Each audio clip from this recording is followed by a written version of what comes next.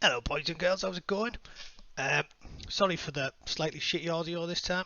I tried to get clever and take off, take off a bit of the background interference on my other microphone. And the short version is I fucked it up and made it much worse than it was in the first place. Anyway, I thought I'd make a video anyway because it's been a week.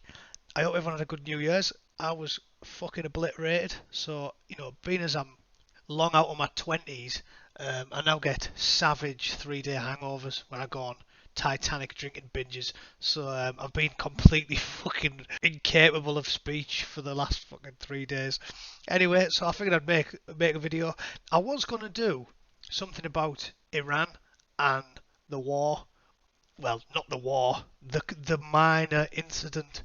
Because I'll tell you what, in the same way that it annoys me that all of the American commentators start talking about the British general election, and you can see that really they haven't got a fucking clue what they're talking about.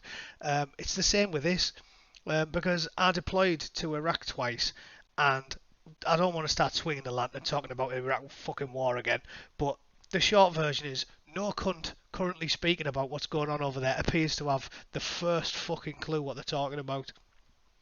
There's just so much shit being talked by both sides of the political aisle that I was going to make a lengthy video about it, but I've had to wait a few days while I sorted my fucking life out, and now it seems like it's being covered quite well by other people.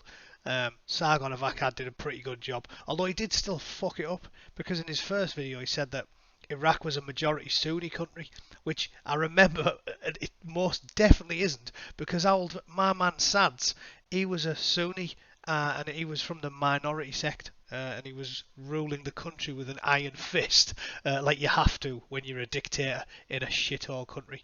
Something else that none of us have ever grasped in the Western world. We seem to think we can just foist the electoral system on everybody, and the sad fact is, not everywhere in the world is ready for a fucking electoral system, because they don't vote like we do, where you just pick someone you like and go, oh, he's sensible, I agree with him, I think I'll vote for him.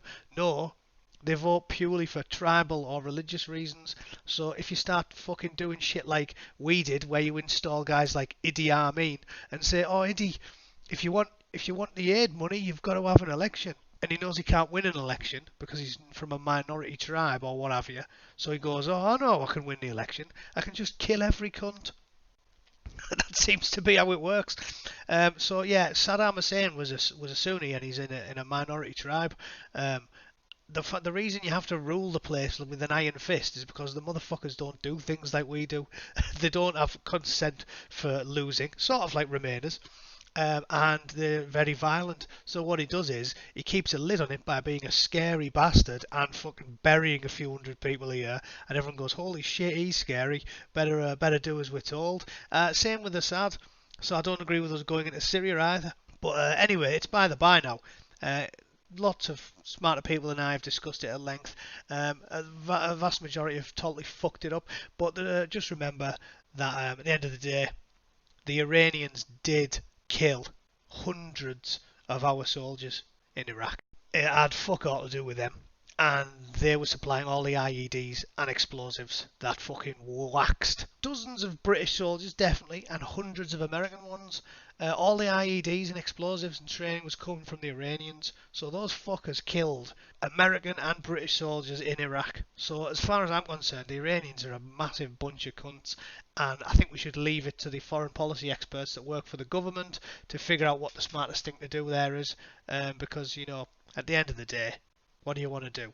Just let the Iranians do as they like? Or allow them to poke the hornet's nest several times and then smash the cunts? I think I could be swayed either way, but I'm not going to condemn Trump for fucking malleting that piece of shit, because frankly I think the Iranians deserve a fucking pasting. Anyway, moving on to the funniest story that I want to talk about was this patriarchal system that we live in that clearly oppresses women, appear to have worked in the favour of this fella, the Indonesian man in the UK, who's been jailed for 159 sex offences and should never be released. And I'll tell you what, I just want to cover it because this fucking story made me. I know I sound like a sicko laughing at it, when you're a bloke, you just have to, don't you? When something awful happens, you have to. You don't get to be like a nice, sensitive, constantly looked after woman who gets the whole world at her feet when she goes through a tragedy. What you have to do when you're a bloke is you have to suck it up and you have to laugh.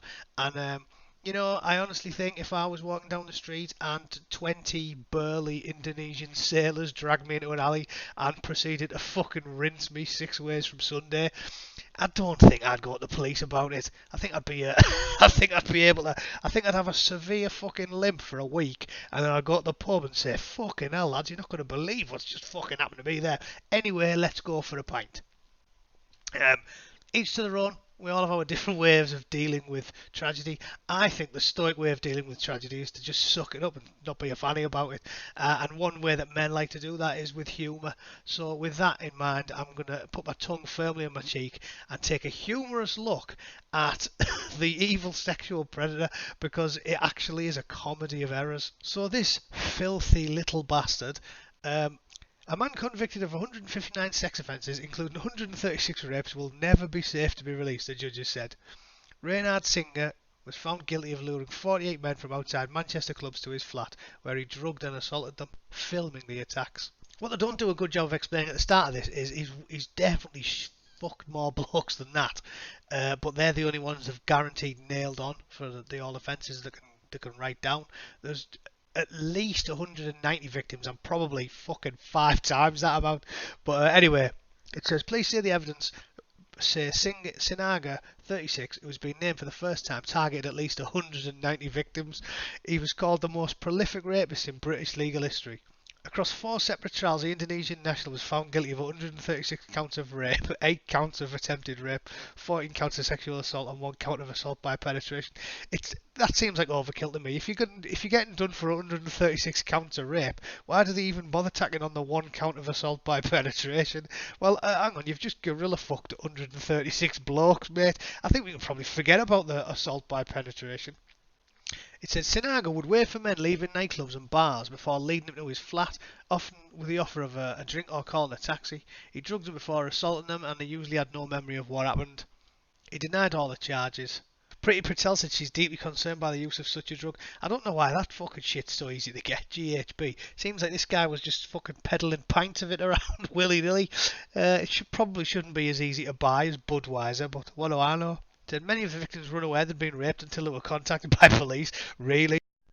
Unless you've fully got an arsehole like the top end of a Wellington boot, because you've just had you overeat and have a particularly low fibre diet. I don't know how you couldn't be unaware that you'd been raped. But anyway, again, it's the BBC, isn't it? They don't want to write. Most men probably don't say anything about it because they'd rather soldier on and suck it up and deal with it. So they say, yeah, they were unaware. Like someone horses one into you while you're asleep, you just wake up next morning and go, that was a good night out. Cheers then. Just walking off. Like it's a fucking dead leg. Lisa Waters of St Mary's Sexual Assault Centre said some men found it very difficult to process. No fucking shit. Here's the funny bit. So it says he was caught when one victim who regained consciousness while being assaulted fought him off and called the police. When they seized his phone, they found he'd filmed his attacks, amounting to hundreds of hours of footage. It said over a period of 10 years, he collected a massive collection of trophies from his crimes. Staggering tally. And then they just reel off all the people. He said he took a particular pleasure in preying on heterosexual men.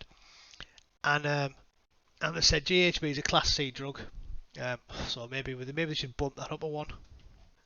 This story's also got a trigger warning at the start. Warning, this piece contains accounts of sexual assaults. Well, I think if you click on the link and it says Manchester rapes, how he found his victims, and you're not aware that there might be some mention of rape in the story, you're a bit of a fucking plank, aren't you? Anyway, it says basically he had a flat close to the popular nightclub Factory, and he used to just get pissed blokes in on his house and then fucking bomb them senseless after drugging them with GHB. He said some victims could recall being provided with a drink and then blacking out. One man described being approached by a young Asian gentleman. He said he had a vague recollection of explaining that my phone was dead and I was trying to get a taxi, but they were all passing me. He said, I think I can recall a conversation along the lines of, do you want to come inside and charge your phone? He told the court. He said he didn't seem an imposing character, and went in until the next morning he couldn't remember a single thing. One victim who woke up naked on Sinaga's floor feeling nauseous and panic-stricken, I'll fucking bet, came to the conclusion he'd been drugged, telling his fiancée about that suspicion but not about the condition in which he awoke. Understandable. Doesn't want to worry you, does he? Another guy said he could sleep on the floor, recalled waking up twice during the night on one occasion to be sick, and could remember being unable to move his arms and feel himself being penetrated before passing out again. Fuck me. He didn't report what happened to the police. He's probably the most prolific known rapist anywhere in the world. He's from a wealthy family. And he moved to England and bummed bloke senseless for fucking 10 years. Completely unmolested by the authorities. Now, this is where I found it interesting. It says he only got caught, right, because, so bear in mind he's shagged hundreds of blokes at this point. He got caught because on midnight on the 2nd of June 2017 he approached his final victim, a teenager who left the Factory nightclub to get some fresh air after becoming separated from his friends, agreed to go to his flat after it was suggested he would try to contact them there. The man recalled nothing further until waking several hours later being sexually assaulted by Sinaga. He immediately pushed Sinaga away, who responded by screaming intruder and help before repeatedly biting the teenager. The man hit Sinaga several times, escaped the flat, then called police, who arrived to a chaotic scene. Sinaga, who was discovered semi-conscious and with injuries, was at first viewed sympathetically, and the teenager was arrested for assault. How can you not laugh? Because this is England, right, where the privileged white man is the fucking villain. But this little Indonesian fella bums a few hundred of them senseless, and then when he finally gets caught by a teenager that he's just drugged, the 30-odd-year-old bloke plays the victim and everyone goes, poor bastard, and then arrests the teenager for assault. Do me a fucking favour, he's just fucking donkeyed one into me, and now you're arresting me for poking one into him. And I mean a fist, not a cock. It's fucking unbelievable. Fucking unbelievable. They said his behaviour in hospital was what aroused suspicion. He kept asking for his phone, and he was giving them false numbers for his PIN before they would hand it over. So they seized the phone for evidence, checked the phone, and found video recordings of him raping the arrested teenager. It's unbelievable. And here's the thing, what wasn't in the headline. Between them, the two phones he had used to capture about 800 videos of raping or sexually assaulting unconscious men. So fuck knows how many blokes he had to go at. But it's a massive number. What do we take away from this? Well, I'll tell you what we take away from this. If you're a fucking woman and you get assaulted, you get all the mechanisms of the state bent towards assisting you. If you're a fucking brown man and you go up against Johnny White man, you win. Even if you're in your 30s and he's a teenager and you bummed him senseless and you're a serial rapist, the law's on your side, unless you're unfortunate enough to have a phone handed to the police with videos of all your rapes on. If that never happened, if he hadn't just had them videos on his phone, he'd have probably never got caught. The teenager would have got arrested for chinning him, and that would have got dusted under the carpet, and then fucking our good friend Reynard Sinaga would have been conker-fucking-deep up straight blokes' asses for the next 30 years, and no cunt would have done anything about it. So in conclusion, don't talk to me about the fucking the patriarchy and how it benefits men, because if he was shagging women, he'd have been caught fucking 6 weeks into his little escapade, right? I think we can all agree on that, can't we? Yes, of course we can. Anyway, unfucking believable, isn't it? Fuck me. I'll talk about something more politically minded in my next video, but I just I couldn't help but see the grim humour in that story. The most downtrodden, constantly fucked over, underfunded, worst educated group of people in the UK are young white men. And when Indonesian rapists drug and bum them as teenagers, the teenagers are the ones that get nicked. You couldn't make this shit up, could you?